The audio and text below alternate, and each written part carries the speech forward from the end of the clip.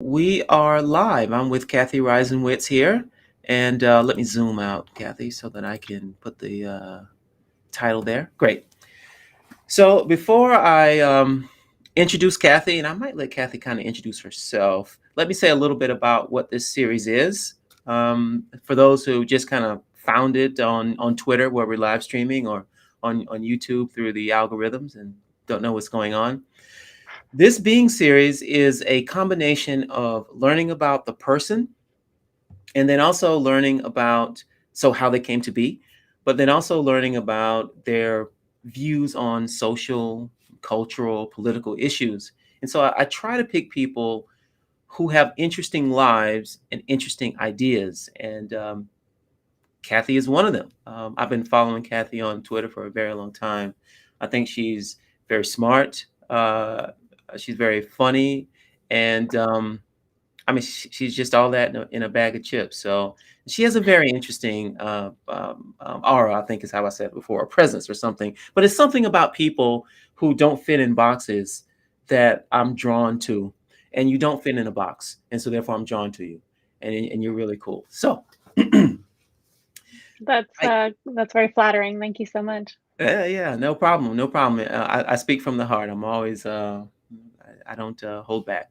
So look, I want you to say a little bit about who you are and just whatever you want. And then what we'll do is we'll go down the questions that I sent you, and we'll have a nice little back and forth.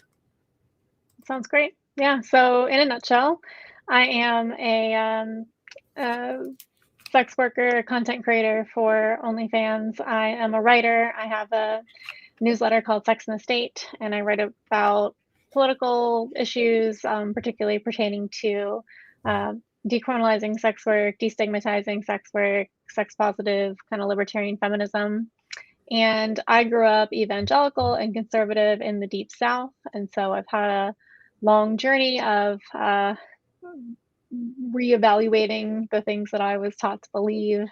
And yeah, I'm on Twitter a lot. And yeah, that's kind of me in a nutshell.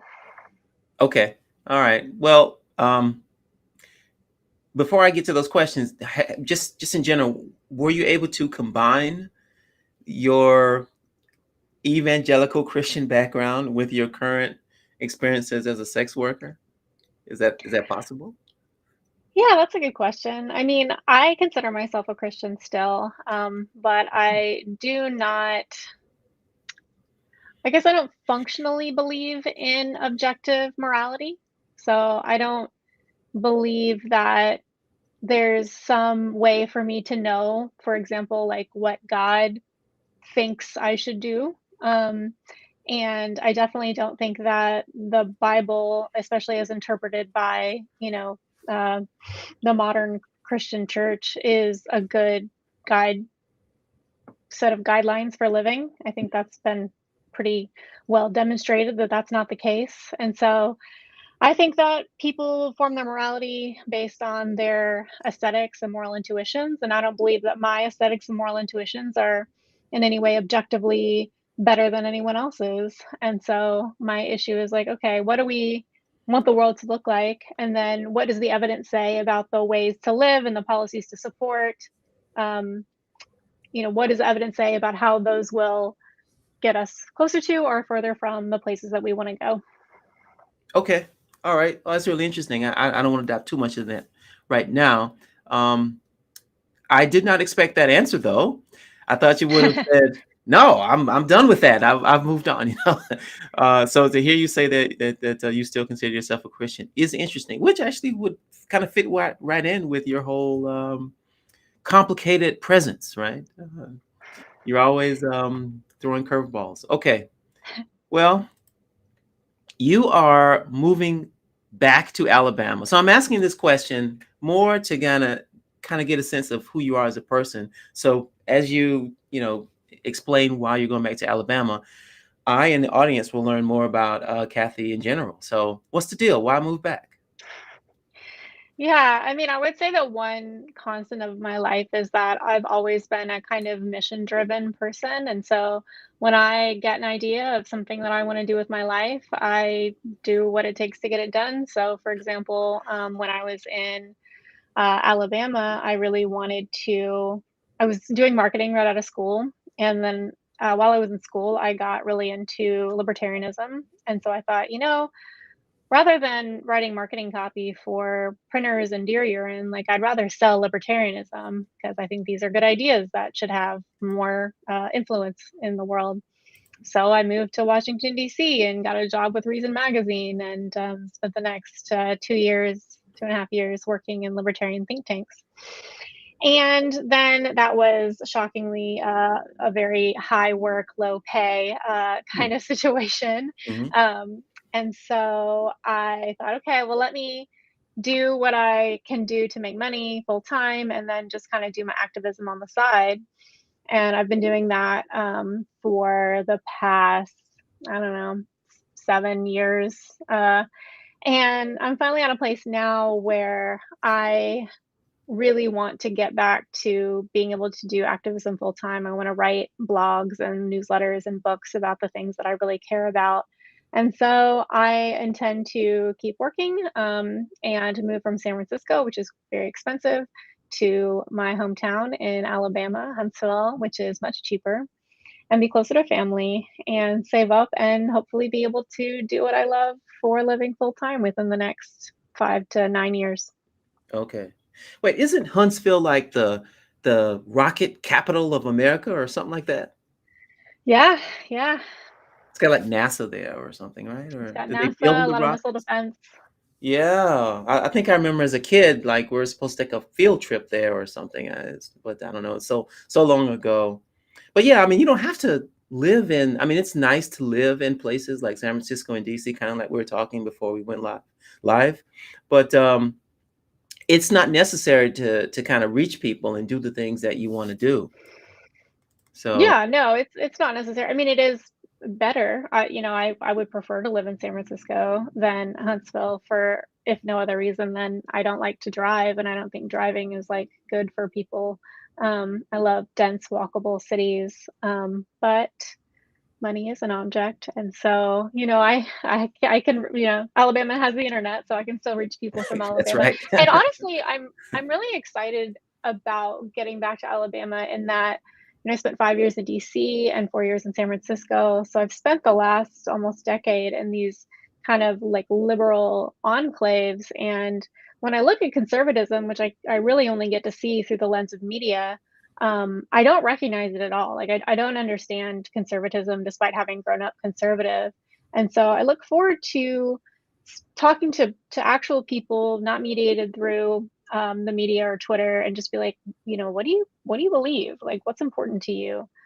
Because I think it's important that people, not just speak to people who already kind of have their same social circles and assumptions, that we've become very polarized, and I want to kind of get out of my own filter bubble a little bit. Yeah, I agree with that. So Vivek T, I'm looking at some response on the chat here. He was surprised at you being saying that you were a Christian. So I'm not the only one. Very cool and heterodox, as the kids say. Speaking of heterodox, I mean, I think you're right that we need to not just stay in our bubbles. I have a hard time with that, but I think it's important that yeah, you get to experience other people who think differently or have different lives than you, and you probably find that a lot of the things they say are not so crazy when you actually talk to them and understand the reasons that they have. Yeah. Um, I think a lot of people's conclusions flow from their premises, and I don't know what their premises are. I think one thing that's been really interesting for me to watch is kind of you know, we're in what I would describe as a bit of a epistemological crisis at the moment, where it's just really not very profitable to do deep investigative reporting. It's a lot more profitable to just produce identitarian conflict content, like, oh, look what the other side is doing, versus like, these are the facts. And so I'm really curious about like, how are people getting their facts? How are they vetting their sources? Um, yeah, I look forward to learning more about that. Okay, because you are certainly moving into the heart of conservative America. So you'll certainly get that opportunity. So, and since I'm not from the heart of conservative, but South Carolina is a red state, and although most of my, I mean, almost all of my family, I would imagine, is liberal. I certainly have friends who I would imagine, we don't talk about politics much, are conservative. And so, I mean, when I'm not on Twitter and I'm talking to them, they're great people. Then when I get on Twitter, I kind of want to kind of lampoon those types. So it's good that you're taking that attitude. I think it's really cool. Okay, now you're going back, but why did you leave in the first place? You know, it's funny, I was really scared to leave. I grew up in Alabama, um, and it was super scary, but I honestly, I really wanted to work at Reason. Reason really helped shape my political beliefs. They helped me really, for the first time, understand what the war on drugs, like, really was doing, and change my mind on foreign policy and on sex work and like all kinds of things. And so I wanted to do for other people what Reason had done for me. And so I this was before widespread remote work, and so I had the choice between not working at Reason or working at Reason in DC or working at Reason in LA, and LA is car bound and I've never been good at driving. I've never liked driving. And so I me and my boyfriend at the time, Wait, he wait, wait, also wait, got wait, a wait, wait. job. What do you mean you're not good at driving? I'm a terrible driver. I get into car accidents. I mean, but can't you? Large large white vehicles are my specialty. What? I mean, but you can't improve. Like you can't like practice or something. I probably could have, but I'm also not super athletic, and I think most people have kind of a genetic bound where you can move in the bound, but you are going to stay in a bound, and I think Okay. that my bound is just not where I'd want it to be, and who knows what I think that being bad at driving came first, and the urbanism came later, but now I'm ideologically committed to being anti-car, so that's going to be a real Can we downgrade. expect an accident from you in a couple of months, Kathy? I hope not. I like you very much. Don't get in an accident. All right. I hope not as well. I hope I can just bike around, but I don't have to commute anywhere, so that's nice. Hmm. So you left Alabama because you reason was great, and you wanted to work there. Now, you was it that you said, "Look, like I'm just kind of making this up here. Like, hey, reason, I would like to work for you, and this is me," or was there something that you had done, and they saw you in another space? How did that happen? No, I did not have any kind of public profile when I applied to work at Reason. I had been working tirelessly on the anarcho-capitalism blog up until that point. So I guess they could verify my ideological commitments, but there was certainly no profile for me. I just applied, Hmm. and I guess they probably don't get a whole lot of like kind of early to mid career marketers applying, and so they were like, "Sure, we'll hire you." And yeah, I mean, and I did like cities. Like even as a kid, I kind of had dreams of like living in a big city and being able to walk everywhere um, and things like that, but it was also not probably something I would have done, like, absent, a really compelling job just because it was so scary and new and so much change. Okay. Well, now you did the reason thing, and I looked at your CV to kind of get a sense of what you're doing now. So the reason chapter of your life is over, and I saw on your CV these head of content occupations. Yeah. So, I mean, I can just read it and say, okay, she's the head of content, but what does that actually mean? Yeah, I mean, it'll differ company to company, but generally speaking, companies have figured out that if you produce high quality, useful content that is useful to your target audience. So that's a good way to get their attention Uh-huh. and their email address and possibly their business. So I do content marketing for companies, just writing like original blog posts and reports and case studies and things like that to add value to people's lives for free, so that they consider using the product that we're producing. Okay. So your I guess full-time job is writing, and then you do your Substack, which we'll talk about a little bit later, and that's writing. I find that very hard to do. So I guess in a way, my full-time job is a little bit writing, but it's more teaching and stuff. But I find that when I have to do a lot of writing there, I'm drained. Like it's just hard for me to produce something for my Substack. Yeah, I do like love to write. I've always loved to write. I really tried to do something different, because writing is very competitive and low pay. Hmm. But I love to do it. It's the thing that I'm best at by far.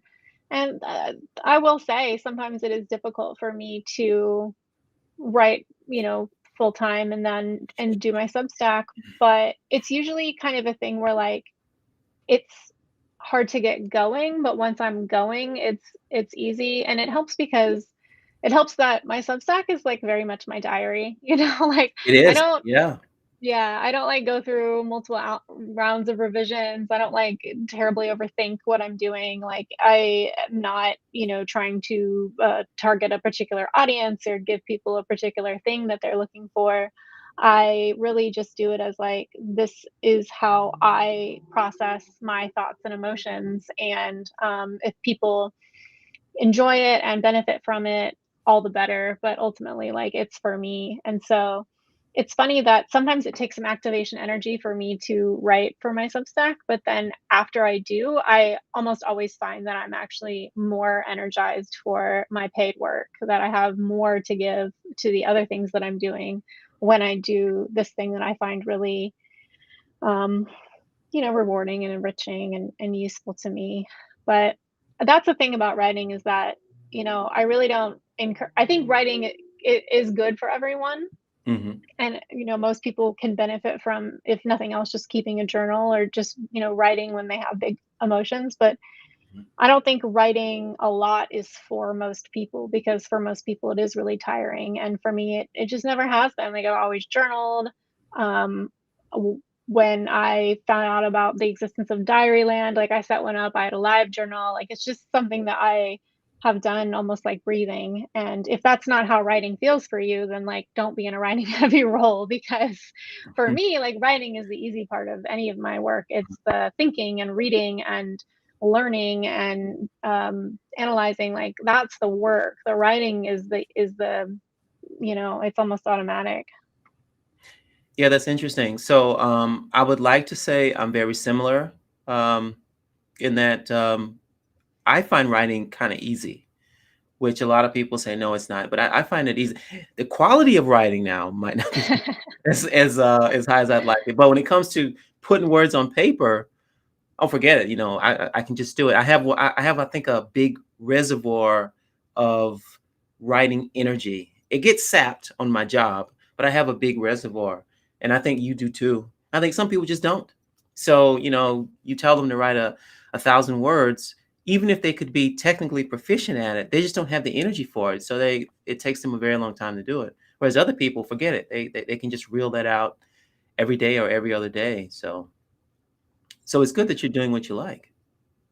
I'm extremely, extremely grateful to be able to pay my bills and save a little bit of money, on basically just writing, and a little porn. I'm super, super, super grateful to be able to do that. I graduated college in 2008, and being able to make a living as a writer was anything but guaranteed. So I'm super grateful that I've been able to do it, and that's required, moving around and taking risks, and it is a lot of work, but it is work that I love. And I think for me, at some point someone told me, like, you just have a really your writing has a lot of voice to it. And I was like, yeah, that's true. And so for me, like, I'm not trying to make my writing sound like anything. It is very, like, natural for me, and so I think it takes less energy than for someone who maybe is a little less voicey in their writing. Um, but it's also, it's a taste thing. People don't like it sometimes, but, it is what it is, so Yeah, I mean, you gotta write the way you feel. I mean, you probably don't remember, but I don't know, maybe a year ago, I was putting together this assignment where I was trying to teach science writing. It's like a research methods course, and so one of the assignments was them to write for the public. And so at that time, I think I was reading, as I was doing that assignment, I was reading something that you had wrote or had just read something you had wrote, and I said, "Oh, that's it. That's a good way for students." I think I told you how students should write, because it was a triangulation in a way. And I try to write like this when possible, where I say, okay, here is the evidence, the facts, whether it be some dense research article or maybe it's something from a white paper or something. It doesn't matter, but there are the facts, and then here's me, and I'm going to put me in that too. And then the third thing is going to be the actual story that I'm trying to tell, or point I'm trying to make, or concept I'm trying to teach. And then if you can somehow marry those three things, it's like a symphony of a sort. And so I could not. I wasn't going to give them anything that you wrote, because maybe their parents would get upset with me. But the idea was of what you write is what I wanted them to write. So, and you do that a lot, and not all the time. I mean, that's a lot to put those three things together, but you do it enough, and it's quite impressive. And yeah, so Thank you. That's so flattering. I appreciate that. I actually feel super self-conscious about the narrative aspect. I've never written fiction. I don't usually feel like I'm writing a narrative. I feel very comfortable in the make an argument based on data, and I feel very comfortable in the talk about how I think and feel about things. But as far as like telling a story with like a plot to like any kind of like narrative arc, that's very challenging to me. So that's nice that there was some kind of narrative that came through. It's something I've been definitely trying to work on over the past few years. And when I do, I don't read much fiction, but I watch a lot of television, and a lot of it's fiction. And so I'll think about like, okay, what is working for me about the story, or what is not working for me about the story, and how do I incorporate that into my writing? But it's difficult, and I find that most things written about writing are just god awful for some reason. So that's been tough. I'm like, maybe I should take a writing class, or I don't know. I'm open to suggestions. yeah, yeah. Well, okay, so I wasn't saying that your writing had I don't know. I must have misspoke, but I wasn't saying that your writing had a narrative so much. I was more saying that you put yourself in it, the facts in it, and then you make a point, or you're Okay. explaining some idea or something like that. So it's not necessarily like Yeah. you're telling a story with that, but yeah, yeah, okay. Now you've sort of talked around it a little bit about your libertarianism, but how would you describe yourself politically? I say that I'm a sex positive feminist, neoliberal slash libertarian. I think the sex positive feminist like describes him perfectly. I think the libertarian slash neoliberal is obviously like just the best words that most people have some concept of what they mean to describe my collection of beliefs, but obviously, incomplete and imperfect way to describe what I believe. Essentially, I believe in economic growth and Wait, Kathy, personal. wait. Can we go back? I need to get the labels before you go to describe the labels. So, Okay, sex positive, feminist, liber. sex positive libertarian feminist. Yeah, You had a fourth one in there. neoliberal. Okay, sex. Okay, fine. So those are the four labels. All right, Yeah, now we'll now go with that. describe. What all that means. Sex positive means I believe that sex is inherently morally neutral. Feminist Mhm. means I oppose sexism. Libertarian means I believe in economic growth and personal liberty. Neoliberal means I believe in evidence based policy and a social safety net. Okay, is that what neoliberal means? I mean, who the fuck knows? But that's what I mean when I say it.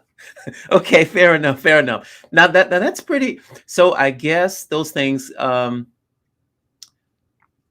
the last two certainly go together, and I wonder if the sex positive part always goes with that political part. But No. No, it doesn't, as I learned through hard, experience. I see.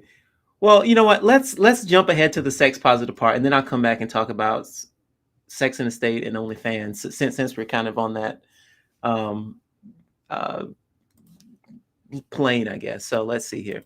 Now, you mentioned that sex positive is that it's oh, what's wrong with my labels here? There it is.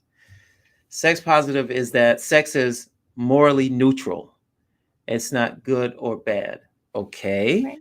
All right. I don't think people would have an issue with that, actually. I mean, You would be surprised. well, Yeah. well, certainly not the bad part. They might say, well, sex isn't inherently good. It's just for reproductive purposes or something like that. Maybe someone will say that, but who would say that it's inherently bad? Well, I don't think very many people would say sex, you know, as a concept is inherently bad. I think that where the distinction lies is that, okay, let's define sex. Okay, Sex is anything that two or more, or one, depending.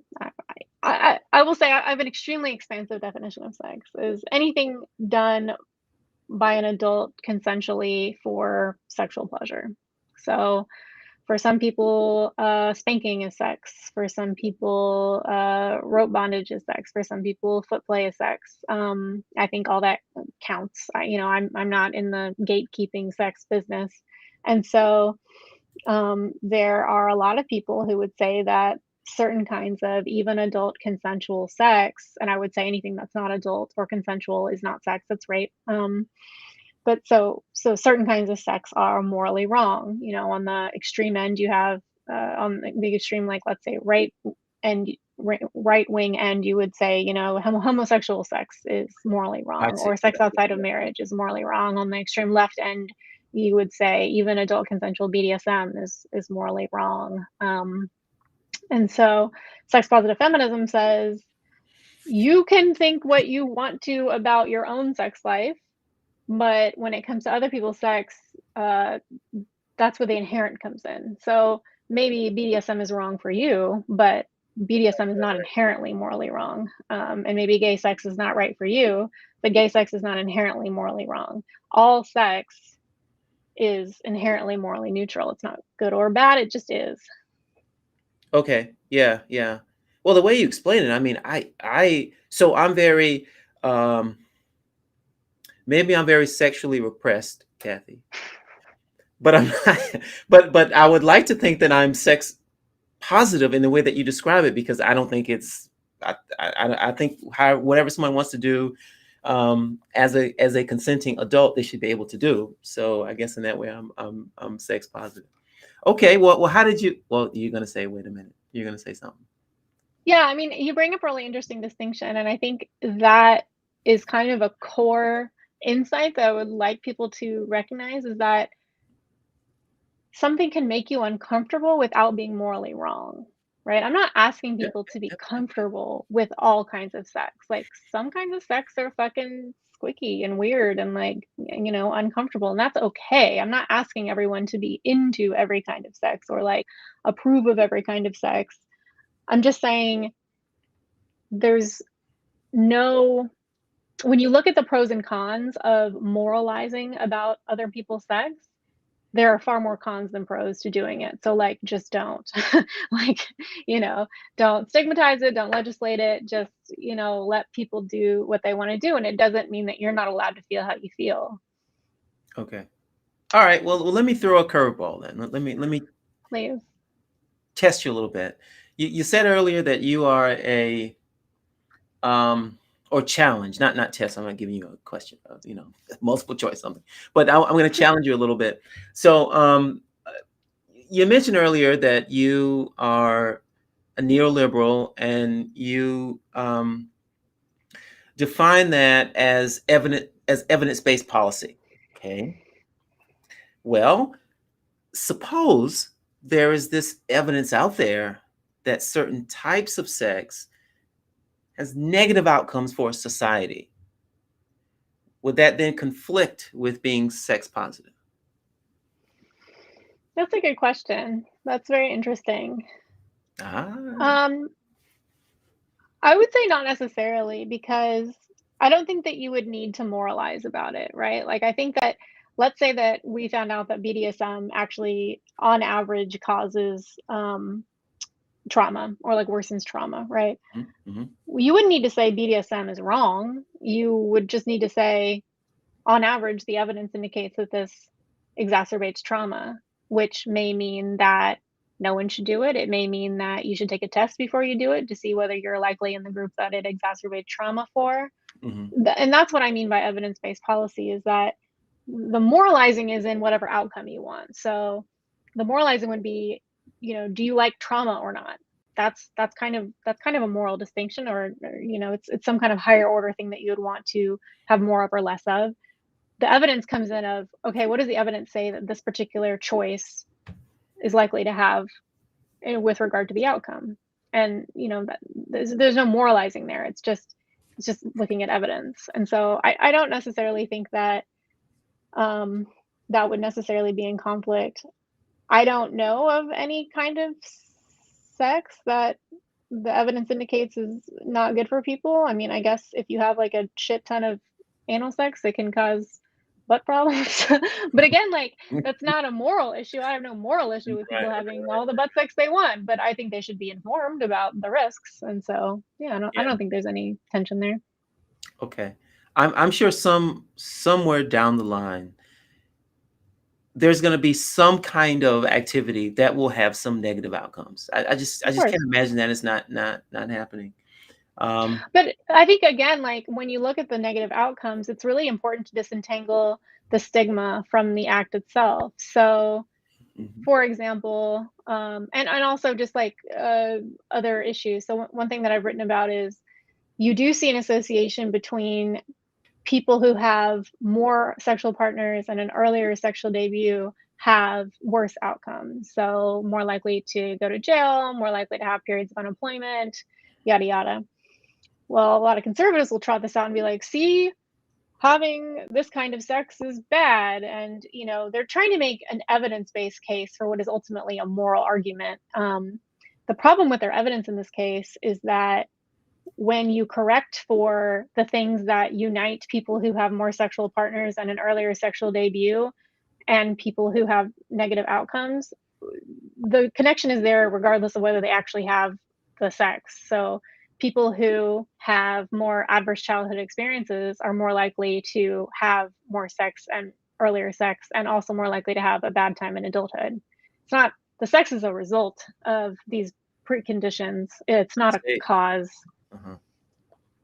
Oh, that's interesting. That's interesting. That reminds me a little bit about other types of deviance. Y- there's this notion that okay, a kid does something bad. What's the same thing you're saying actually? A kid does something bad in 11th grade, and so then of course this has negative outcomes for him as an adult, and so you want to say, well, that kid should not have done that because that's what caused the problems as an adult. But there are some preconditions that led to these things happening, and that's the reason why that kid did those things. It's not the same argument that you're making, but it's somewhat similar. Now, how did you become sex positive? Like, what happened? You certainly weren't that way as an evangelical Christian. That is true. I was not sex positive. I actually was a true love waits person and lost my virginity on my wedding night at 22 years old. Oh, that's so sweet, Because, Kathy. yeah, I don't half-ass things.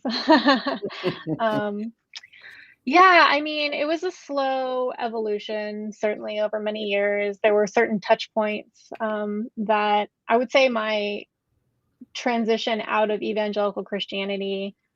So I am a Christian. I'm not an evangelical. were pretty much all around sex and gender. I remember when I was in college, my friend took me to church with her. I had stopped going to church regularly at this point, and the person who was running the Sunday school said that Paul, as in the Apostle Paul, prohibited women from teaching men. And I just thought that was the dumbest shit I'd ever heard. And so I started to look into, different interpretations of these verses that Paul had written. And I was also in college, I took a biblical perspectives class. So that was the first. I'd grown up in the church, going 3 times a week to church, but I never really understood what the Bible was, like how it came together, and just like the empirical aspects of what the Bible is, and what Christianity is, and how it came to be. And I was taught to be very anti-empirical. I was kind of taught like anti-skepticism. So it really took me a while to like learn how to think as an adult, and evaluate evidence. But any hoodle. So based on Wait. Anti-empirical meaning you have to have faith, even if yeah, things that you see in front of you contradict that faith. You should follow the faith. And anti-skeptic, is that the same thing? Like just having a belief is more than questioning that belief or something? I would say that questioning your beliefs was extremely discouraged. And so anything that would cause you to have any kind of doubt was highly discouraged. And I Mhm. would put like science and the scientific method and skepticism and rationality, like those things were very much discouraged and frowned upon to the extent that they were even discussed.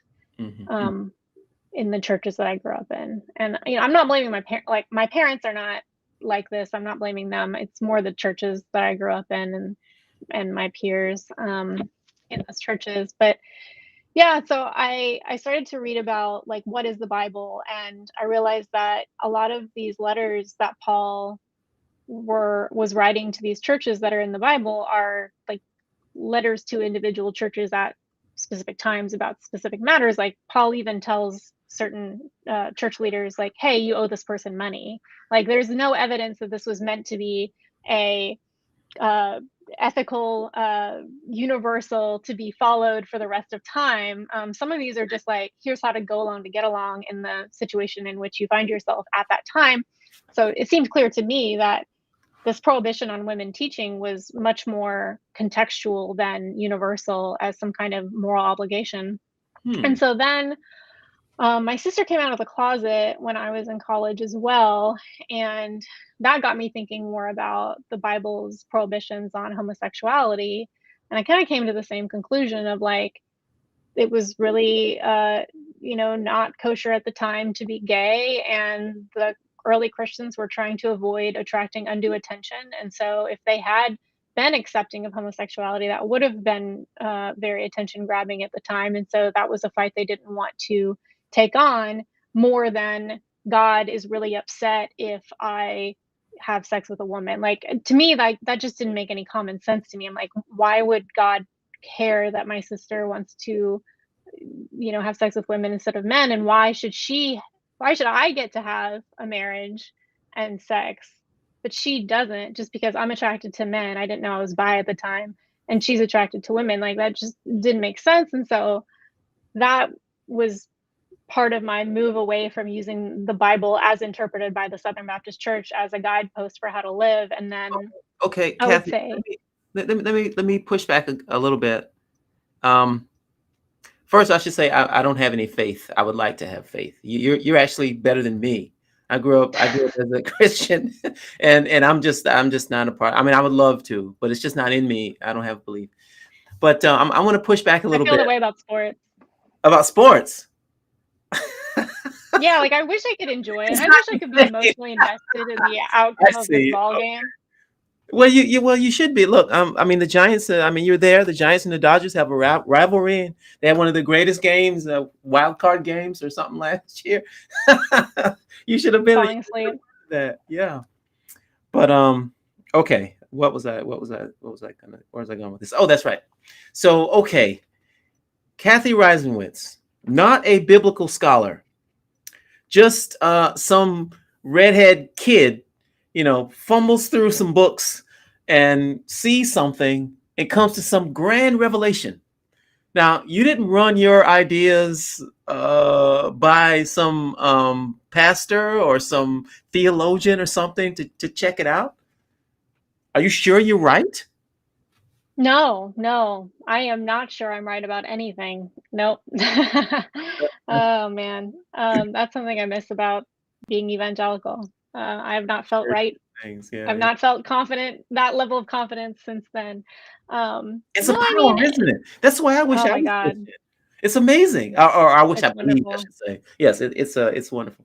But yeah, I mean, how arrogant of you, Cathy, to just come to these conclusions, you know, without checking with someone who's got all that book learning and stuff. Well, I'll finish the story and then that'll give you a fuller picture of me. Oh, So I was kind of on the whole thing. I kind of just tried not to think about it too much. And then I was not excited about the rest of my life staying married to the person that I married, and I was considering divorce. And he's a wonderful person. It just we had different visions of what an ideal life looked like, and I married him at 22. I had just graduated college. Like, neither of us knew what we wanted our lives to look like. But over the next 4 years, we got a better idea, and they weren't aligned. And the church, my husband and I had the same argument the before we married and the same argument the day we divorced. And so I was like, let's see a therapist to like resolve this conflict. And he would only see our pastor and his wife. And our pastor and his wife sat us down, and all they wanted to talk about was my relationship with Jesus, because the only thing that mattered was me staying in the marriage. And the main thing that was wrong was that I was sinning by considering divorce. And I thought about it and I was like, going back to the gay thing, like, does it really make sense that God would want me to spend the rest of my life in a marriage that I don't want to be in, force my husband to be in a marriage with someone who doesn't want to be married to him because I made a promise at 22?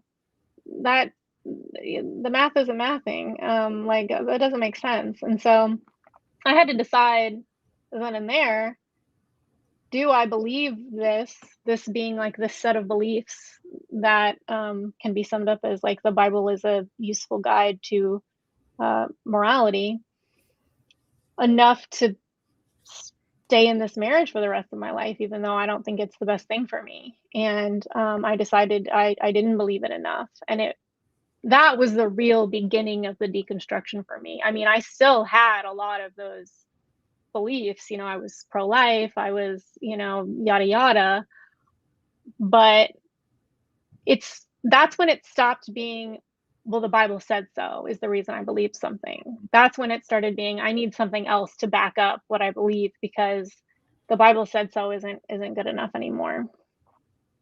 yeah, I see. I guess I had a similar, not the married at 22 thing, but this whole idea of, and then going through that trouble, but this idea that the Bible said so. I mean, it just doesn't ring true to me, right? And so I think a lot of people, they kind of fall out of religion for that reason. Now we've got. I want to shift gears a little bit and make a segue in a way. So uh, probably I would have, and I think you would if you were still evangelical Christian. You would have said no to sex work, no to prostitution. Okay. Now more enlightened now, so I would not want to completely ban it, but I want to legalize it. Okay. And I know that you don't think that's a good idea. Um, you want to decriminalize it. So could you explain the difference between legalizing and decriminalizing, and then tell me why I'm wrong? I would love nothing more. I came to my opinion on sex work through libertarianism. And yeah, it was kind of a thing where, like, well, this obviously shouldn't be illegal. So it should be legalized. And so I wrote an article for the Daily Beast in, like, I don't know, 2012, 2013. And I'm like, let's legalize prostitution. And I got a lot of angry email from sex workers saying, no, bitch, we do not want it to be legalized. We want it to be decriminalized. And I was like, oh, okay. Read a little bit about it, heard their arguments, and I'm like, okay, you're right. So I feel you on that. I think the major difference between legalization and decriminalization is regulation. So under a legalization model, sex work is highly regulated. Under a decrim model, it's not regulated at all. When I say I want decrim, I mean full decrim, not partial decrim.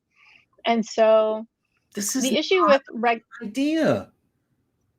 I'm cutting you the off, issue. Kathy, but I'm just, it's just amazing to me that an entire industry, a market, which is basically what it is, would be okay. Just tell me the argument. I'm sorry. Go ahead. Go ahead. Tell me why it should be decriminalized. So the major reason is that under a regulated market, you maintain a black market. So what happens under a legalization model is essentially in any geographic area, a few brothels to get permitted, like get to exist in the white market, which means that sex workers have a limited range of options that they can choose from as far as employment goes. Uh, the power is much more in the hands of the brothel owners than the sex workers. A lot of the regulations are onerous and unhelpful and actually meant to discourage competition and entrench incumbents as opposed to like actually do anything for worker safety or well-being. But the biggest problem with the legalization model, again, is that there's always a black market that continues to operate. And the whole problem with criminalizing sex work is that it's associated with higher rates of STI transmission, higher rates of violence against sex workers, and more higher rates of human trafficking, sex trafficking. And so, in a legalization model, all of the problems with criminalization continue to exist. There's just a legalized market in addition to those problems.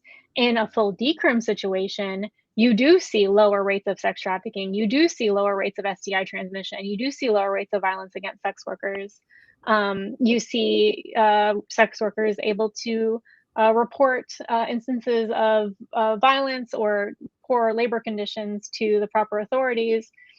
You see sex workers better able to negotiate with their clients about safety and about their rates and things like that. Like the whole situation is just better for every sex worker under decrim versus a legalization model where sex work is better for a certain slice of sex workers but remains very bad for the rest of them. Okay. Okay. You know what? I if I just thought about it the way you said, I would certainly agree because I think for a lot of, if I'm seeing this as a job, then I Right. think a lot of people who are self-employed or even negotiating with an employee, they would like it to just to not have any government interference. So in that way, I understand that sex work is special, but I don't know if I like this idea of it being special because then people I will mean, it say, "Go." Yeah, no, I mean, it shouldn't be special. It should be like any other job, and, it should be fairly easy to get hired and to work. But Mhm.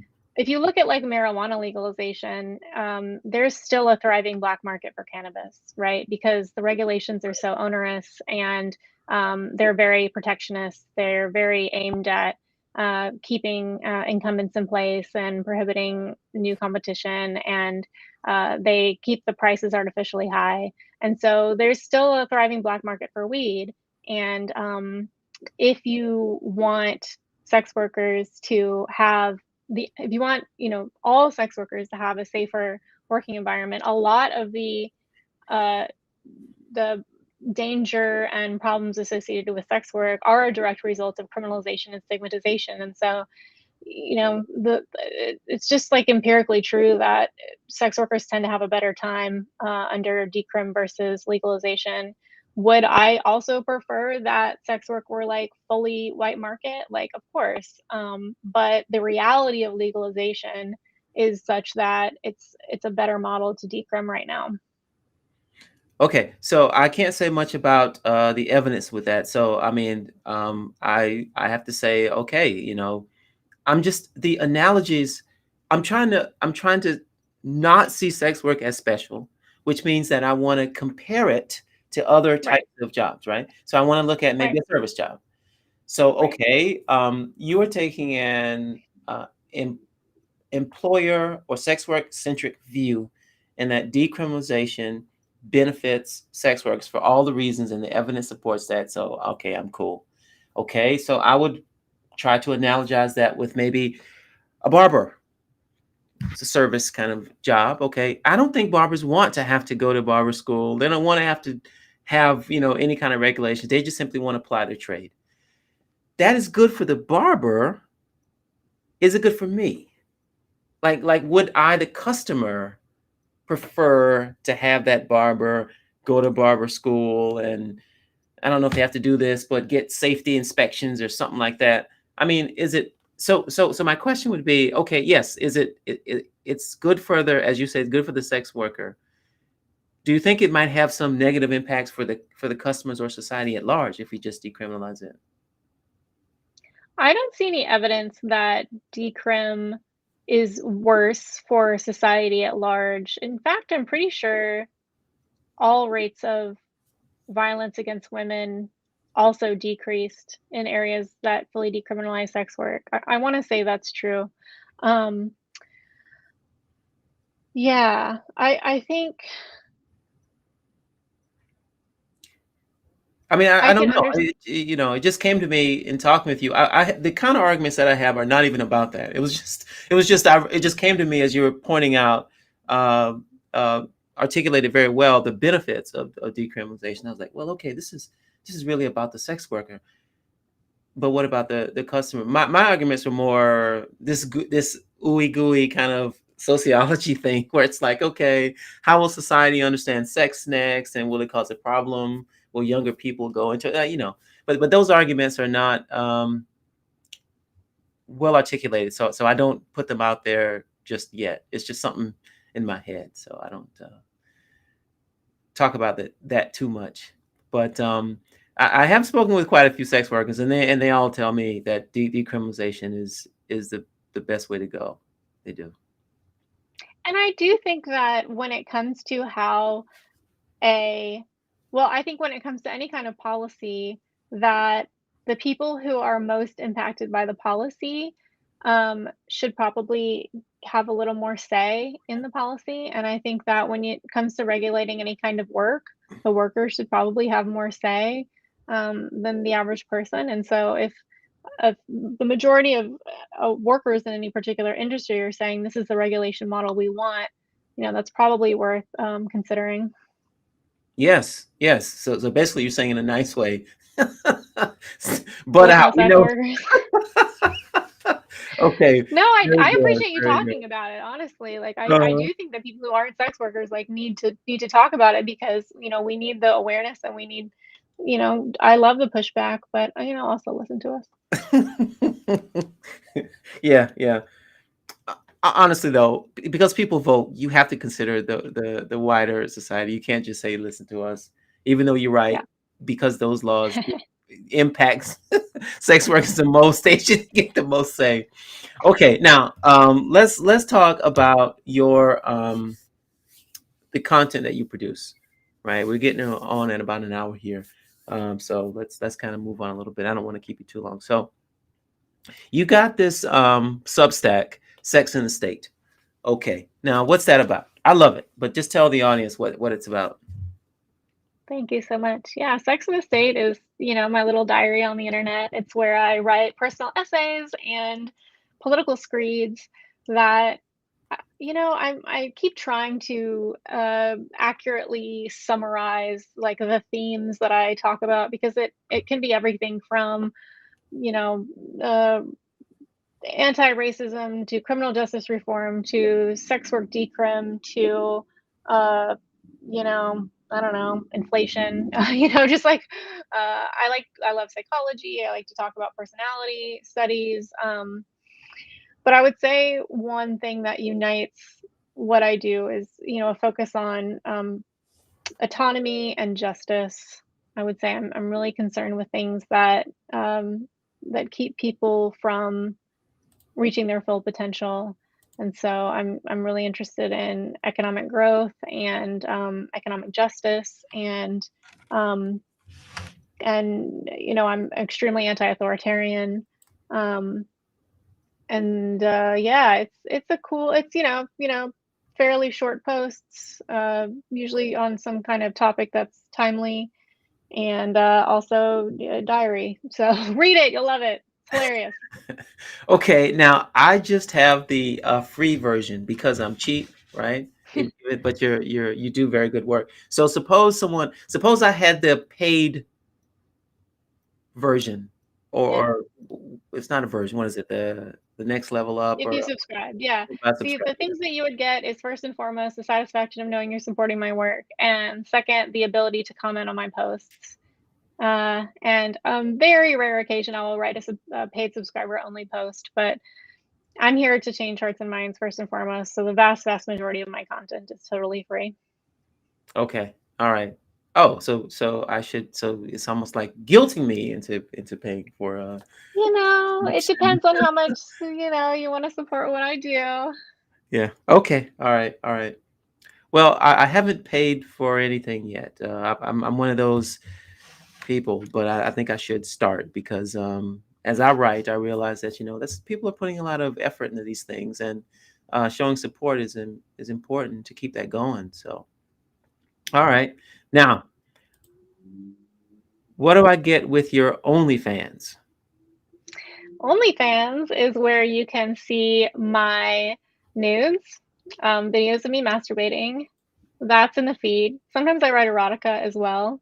And then in the messages, in the DMs, Mhm. I sell videos of me having sex. And yeah, those are the main things. Okay, all right. So maybe I won't be subscribing to that, You know, but I your think it's law. very popular. Yeah, yeah. Not as popular as I wish, but no, I'm actually like super surprised and grateful for the amount of subscribers that I have and the generosity of my subscribers. It's been really wonderful. Do you think you fit in like a particular niche? Here's my thing. I would pay $10 a month to see my favorite writers get naked and have sex. I wish all of my favorite writers had OnlyFans. I'm kind of glad they don't because I couldn't afford it. But, if you like what I have to say and you want to see me naked, all this can be yours for a mere $10 a month. So I think that's my niche is like people who like my writing and think, what would make this better is to masturbate to, but I'm not really sure. I mean, it's It's something to think fascinating. about. Yeah, I mean, on the one hand, it may be that your core audience would be guys who like you said, who like your writing and then want to also see you masturbate. Um, or just guys that like intellectual, women. What is it, sapiosexual? I think I'm trying to use these terms a little bit more. I mean, So for me, like, it's uh-huh. definitely it would one of the things that I dislike about porn is the lack of intellectual, like, emotional connection, right? Like, when I read someone, I am invested in them, and I think that they as a person are interesting, and so if I could read every adult star who I'm attracted to's, like, their version of what I'm doing, like, I would totally do that. I think it would be super interesting. Um, but I would say it's not just guys, it's ladies and gender nonconforming individuals as well, which I love.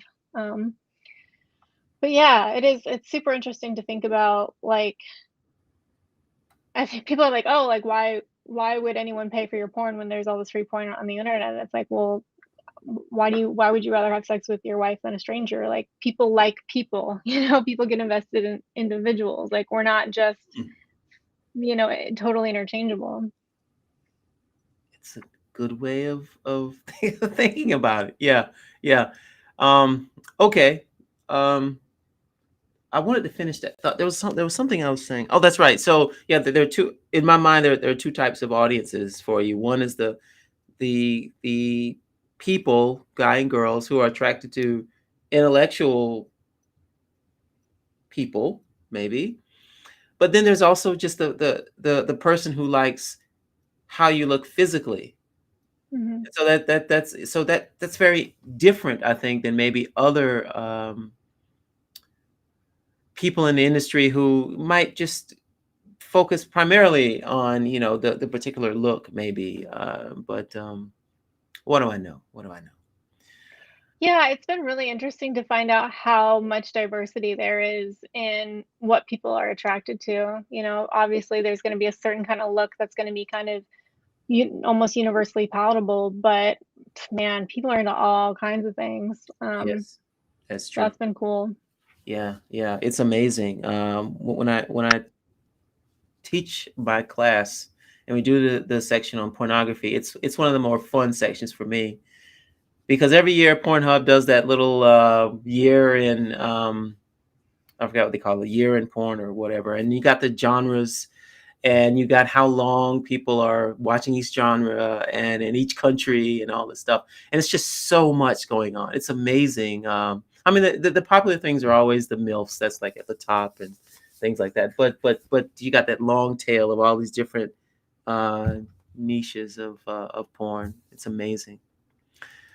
Okay, Cathy Reisenwitz, this has been fun. What will you be doing, you imagine, in 15 years? I mean, God willing, and the creek don't rise. I'm going to be writing books and blog posts. I'll be sexing and the stating full time, extra hard. Okay. Yeah, I hope that you get enough subscribers that that could be something you can just devote your entire time to. Thank you. Me too. Cathy Reisenwitz, thanks a lot. It was fun. Thank you for having me. I really appreciate it. Hmm.